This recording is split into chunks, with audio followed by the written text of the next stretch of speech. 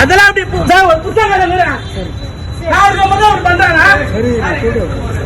என் பேரு டி திவ்யா கௌரி சங்கர்.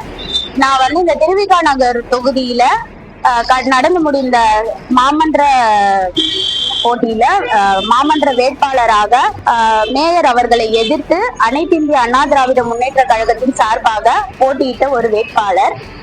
மேலும் நான் அஇஅதிமுக கழகத்தில் பகுதி மகளிர் அணி இணை செயலாளராகவும் உள்ளேன். நான் நேற்று நடந்த எங்க கட்சியின் சார்பாக பாஷ்யம் தெருவில் நடந்த ஒரு நலத்திட்ட உதவிகள் வழங்கும் நிகழ்ச்சியில் கலந்து கொண்டு முடித்துவிட்டு வீட்டுக்கு போகும்போது டிஃபன் வாங்கிட்டு போலாம் அப்படின்னு சொல்லிட்டு ஆடுபடி வரையிலும் நானும் என் கணவரும் போயிருந்தோம் பைக்ல. அங்க போயிட்டு நாங்க டிஃபன் வாங்கிட்டு செங்கை சிவம் பிரிட்ஜ் வழியா மேல ஏறி வந்துட்டே இருக்கும்போது எங்களை பின்தொடர்ந்து ஒரு நபர் இருசக்கர வாகனத்துல வந்து கொண்டு இருந்தார். அவர் எங்களை தொடர்ந்து ஆர்ன் அடித்து டீ செய்வது போல ஒலி எழுப்பி கொண்டே வந்தார். நானும் என் கணவரும் அவர் என்ன பண்றாரு அப்படின்றத திரும்பி பார்க்கும்போது என் கணவர் வண்டியோட கண்ணாடியில பாக்குறாரு. நான் அவரை திரும்பி பாக்குறேன், என்ன இப்படி ஆர்ன் அடிக்கிறாரு அப்படின்னு திரும்பி பார்க்கும்போது அவர் என்னை பார்த்து ஆபாசமாக செய்கை செய்தார். முத்தம் கொடுப்பது போல வாயை ஒரு மாதிரி குவித்த மாதிரி முத்தம் கொடுப்பது போல் செய்தார்.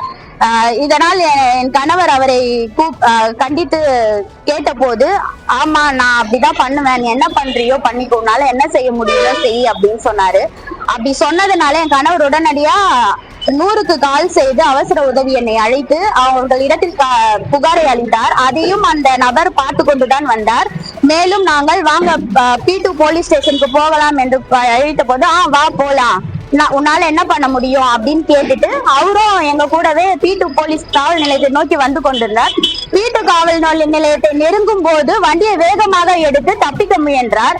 இதனால் என் கணவர் அவர்கள் வண்டியை நிறுத்திவிட்டு அவரை பிடித்து அழைத்து காவல் நிலையத்துக்கு கொண்டு வந்தார். அப்படி கொண்டு வரும்போது உள்ளே அவரை அழைத்து செல்லும் போதுதான் மற்ற காவலர்கள் கூறினார்கள், அவரும் இந்த P2 காவல் நிலையத்தை சேர்ந்த ஒரு காவலர் என்பது. அவர் பெயர் வந்து தினேஷ். அவர் வந்து வண்டி ஓட்டிட்டு வந்த வண்டியில 2 சைடுமே நம்பர் பிளேட்டும் கிடையாது, ஃபுல்லா குடிச்சும் இருந்தாரு. ஒரு பொதுமக்களை பாதுகாக்கக்கூடிய ஒரு காவலரே பொதுமக்களை இந்த மாதிரி பண்ணும் போது நாளைக்கு இது எந்த விதத்துல அவங்க இப்படி நடந்துக்கிறாங்கன்றது தெரியல. இது எங்களுக்கு இந்த நிலைமை, என் கணவரோட வரும்போது எனக்கு இந்த நிலைமை அப்படின்னா நான் தனியா வரும்போது அவர் என்ன செய்திருப்பாருன்னு நினைக்கும் போது எனக்கு ரொம்ப பயமா இருக்குது. இதே மாதிரி சாதாரண பொதுமக்களுக்கு எந்த அளவுல பாதுகாப்பு இருக்குன்றது எனக்கு தெரியல. அதனால நேற்று நாங்க சைம் பிரான்ச் இன்ஸ்பெக்டரை பார்த்து பேசினோம். அவர் மறுநாள் நாளை வாங்க அப்படின்ட்டு சொன்னாரு. அதனால இன்றைய தினத்துல வந்து நான் இதை குறித்து புகார் அளித்திருக்கிறேன்.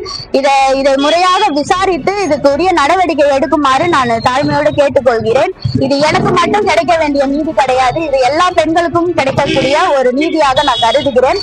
இது கண்டிப்பா ஒரு நல்ல தீர்ப்பு வரணும், இதுக்கு நல்ல முடிவு வரணும்ன்று நான் எதிர்பார்க்கிறேன். நார்மல் ட்ரெஸ்ல தான் இருந்தாரு. அவரு எங்களை இந்த மாதிரி டீஸ் பண்ற வரைக்குமே அவரு ஒரு போலீஸ் அப்படின்றதே எங்களுக்கு தெரியாது. அவர் ஒரு சாதாரண ஒரு நபர் தான், இவ்வளவு குடிச்சிருக்காரு, வண்டி சரியா மெயின்டைன் பண்ணல, இந்த மாதிரி டீஸ் பண்றாரு, அவர் எப்படி போலீஸா இருக்க முடியும் அப்படின்ற மைண்ட் செட் தான் எங்களுக்கு இருந்தது. அவரு சாதாரணமா தான் இருந்தாரு.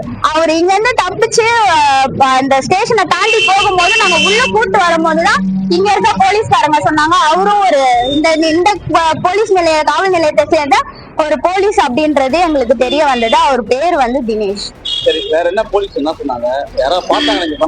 ஆமா பார்த்தாங்க. எப்படின்னா இந்த பிரிட்ஜ் மேல இருந்து அவரு திரும்பவும் அந்த ஹார்ன் அடிச்சுக்கிட்டு எங்களை டீஸ் பண்ணிட்டே வர்றத வந்து கூட வந்த அந்த பிரிட்ஜ் மேல வந்த ஒரு 2-3 பைக்ல வந்தவங்க பார்த்துட்டு எங்களுடைய இந்த காவல் நிலையத்துக்கு வந்து போலீஸ்காரங்க கிட்ட அந்த தகவலை சொன்னாங்க. ஆமா சார், இவர் இந்த மாதிரி பண்ணிட்டு தான் வந்தாரு அப்படின்றத அவங்களும் தெரியப்படுத்தினாங்க. நாங்க மீட் பண்ணது வந்து கிரைம் பிரான்ச் இன்ஸ்பெக்டரை தான் நாங்க மீட் பண்ணோம் நேற்று நைட்டு. அவர் தான் எங்க கிட்ட பேசினாரு. இது கண்டிப்பா கண்டிக்கக்கூடிய விஷயம் தான். இது அவர் செய்தது மிகவும் தவறு. நான் இதுக்கான உரிய நடவடிக்கை எடுப்பேன், நீங்க நாளைக்கு வந்து கம்ப்ளைண்ட் கொடுங்க அப்படின்னு சொன்னாரு. அதனால இன்னைக்கு வந்து நான் கம்ப்ளைண்ட் கொடுத்துருக்கேன். இது எல்லா பெண்களுக்கும் ஒரு இது தவறான நடவடிக்கை இல்லையா சார்? ஒரு போலீஸே இந்த மாதிரி பண்ணும்போது அவங்க தான் பாதுகாப்பு கொடுக்க வேண்டிய இடத்துல இருக்கிறவங்களே அவங்களே இந்த விஷயத்த பண்ணும்போது பெண்களுக்கான பாதுகாப்புக்கு ஒரு இதுவே இல்லாம இருக்குல்ல சார், அச்சுறுத்தலா இருக்கு. இப்போ நான் என் கணவரோட வரும்போதே அவர் அப்படி பண்றாருன்னா அவர் எந்த தைரியத்துல அப்படி பண்றாரு? அவங்ககிட்ட சொன்னா நான் பீட்டு ஸ்டேஷன் கிட்ட தாண்டி வராங்க, அவர் இது பண்றாங்கன்னா அவர் பீட்டு ஸ்டேஷன் கிட்ட வந்து ஓட பார்த்தாரு. நான் இறங்கி ஓடி போய் பிடிச்சி அவன் வந்து பிறகு தான் தெரியும் அவர் போலீஸ்காரன்னு.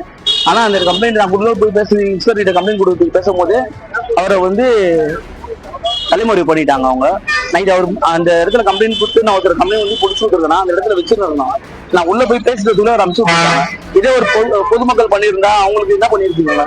உள்ள அனுப்பிச்சு விட்டுருப்பாங்களா? போலீஸ்க்கு ஒரு இதுவும் பொதுமக்களுக்கு தனியா ஒரு இது பண்ற இதுவாது. எங்க வயசுல எந்த பொம்பளைங்க இருந்தாலும் எந்த பொண்ணு இருந்தாலும் எந்த அக்கா தங்கச்சி இருந்தாலும் நான் கம்பல்சரி இந்த மாதிரி தான் நான் நடந்திருப்பேன். அதனால ஒரு மாதிரி தக்க நடவடிக்கை மாதிரி தாய்மொழி ரொம்ப தூரம் அதை ட்ரீட் பண்றாரா? எவ்வளவு தூரம் வந்தாரு? ஒரு 400 மீட்டர் வந்திருப்பாரு. அதுக்கப்புறம் நான் தான் ஒரு பின்னாடியே வந்தேன். அவர் அந்த ஆர்ன் அடிச்சுட்டு வந்தாரு. அந்த பின்னாடி டாக்ஸி கிட்ட வந்து கொடுக்கும்போது கூட 2 பசங்க வந்து உள்ள சொல்லிட்டு போனாங்க, அவர் பண்ணாருன்னு சொல்லிட்டு போனாங்க. உடனே அந்த எஸ்ஐ என்ன பண்ணாங்க, அவங்கள வந்து இங்க இருந்து அனுப்பிச்சு விட்டாங்க. இப்போ நீ போன அவர் அனுப்பிச்சு விட்டாங்க. அவர் அனுப்பிச்சு விட்டு அந்த அந்த போலீஸ்காரை வந்து உள்ள கூட்டு போயிட்டாங்க. உள்ள கூட்டு போன உடனே இன்ஸ்பெக்டர் ரூம் கிட்ட போயிட்டு அவரை உடனே அனுப்பிச்சு விட்டாங்க. அதுக்கு எங்களுக்கு எந்த இதுவும் ரெஸ்பான்ஸும் சரியா இல்லை. எனக்கு கம்ப்ளைண்ட் புகார் எழுதி எடுத்துட்டு வந்துருக்கேன்.